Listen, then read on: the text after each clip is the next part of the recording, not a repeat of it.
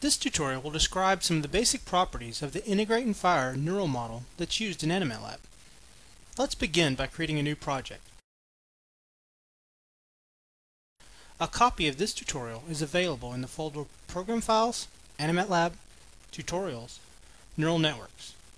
Please choose where you want to create this project and then name it Integrate and Fire Neurons.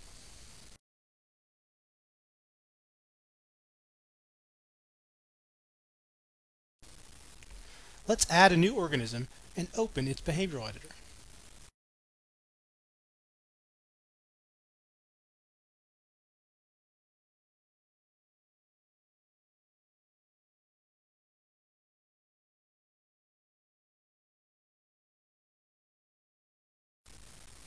Now add a spiking neuron to our diagram.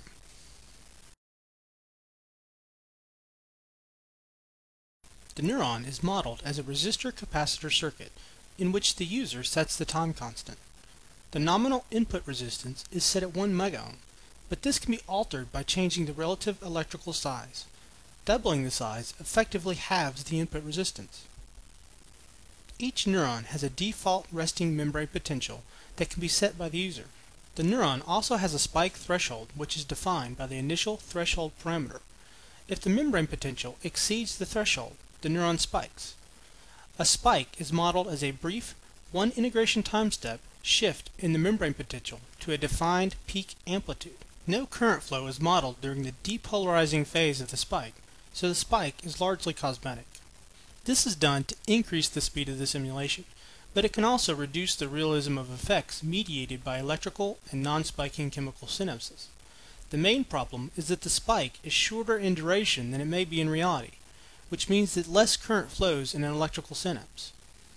A spike in a neuron is followed by a sudden increase in membrane conductance with the amplitude defined by the after hyperpolarizing potential conductance parameter. This conductance increase is to an ion with an equilibrium potential defined by the AHP equilibrium potential parameter and would normally be set to a value appropriate for potassium ions. The after hyperpolarizing conductance then decays exponentially back to a zero value with the defined time constant. Following a spike, there's also a brief defined absolute refractory period during which the threshold is set infinitely high. Add a tonic current stimulus to our neuron.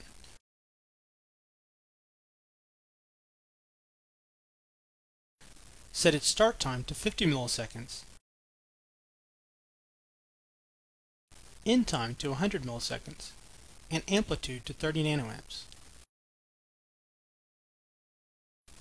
Then let's add a new line chart so we can watch the effect of the stimulus on the membrane voltage of our neuron.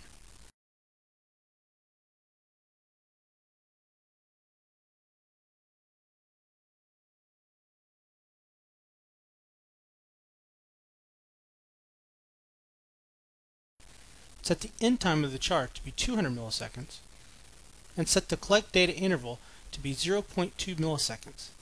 This is the time step used by this neural module. Setting it to the same value will ensure that we'll see all the data from this neuron. Now run the simulation.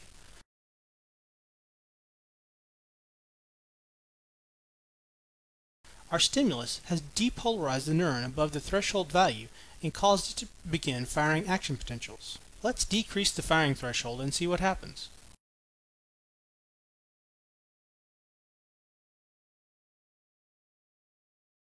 When we decreased the firing threshold, it reduced the hurdle for the stimulus to drive it above the threshold and produced a much more robust burst of spikes. Next, let's change the time constant to 50 milliseconds. This decreases the responsiveness of the neuron by increasing the capacitive effects of the membrane. This means that it takes longer for the neuron to respond to changes in current. This is what caused long tails on either side of the short burst. The membrane voltage changed much more slowly and took longer to reach the threshold. Set the time constant back to 5 milliseconds.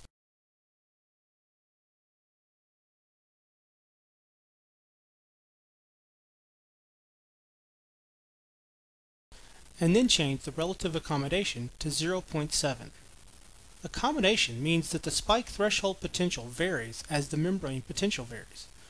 An accommodation level of 0 means no accommodation at all. The threshold is fixed at its defined initial value. An accommodation level of 1 means that when the membrane potential changes, the threshold also changes, so it eventually becomes equal to the new membrane potential. However, the spike threshold does not change instantaneously. It approaches its new value with an exponential time course as defined by the accommodation time constant. Thus, rapid changes in membrane potential can induce spiking, even if the relative accommodation level is large, so long as the accommodation time constant is also long. When we run this simulation, we can see that the spikes begin to slow the longer the burst lasts. If we decrease the accommodation time constant, then this reduces the time it takes for the neuron to adapt to the firing rate.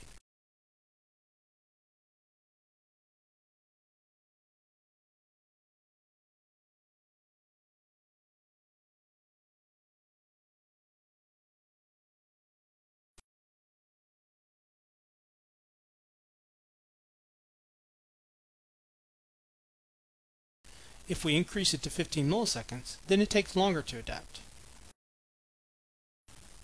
Let's reset the relative accommodation to 0.3 and its time constant back to 10 milliseconds to get back to where we were before.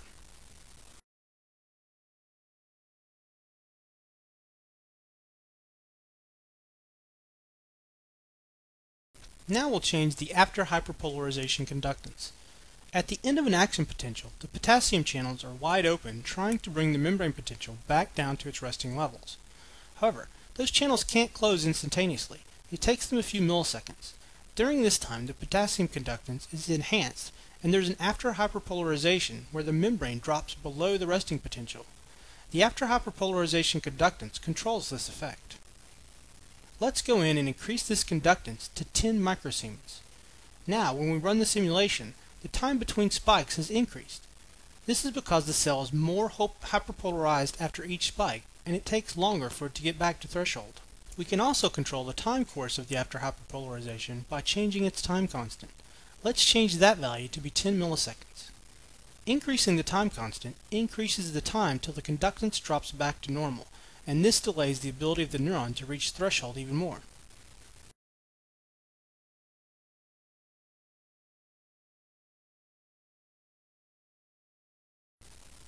AnimatLab also includes a non-spiking neuron. However, the only real difference between it and the spiking version is that it has an initial threshold that defaults to a very large value. This prevents spikes from occurring. The non-spiking neuron can be used for compartmental modeling of dendrites and for modeling of the membrane voltage of muscles. There are also some important global properties for all of the integrate and fire neurons. You can find global properties for each neural module by clicking on the Neural Modules tab and then selecting the module you are interested in. In this case, select the realistic neural module. It has a number of important properties. This includes things like the equilibrium potential for the after hyperpolarization conductance.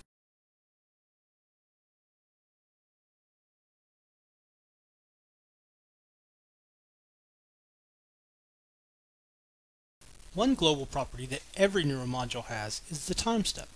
This sets the time interval between integration steps for this neural module.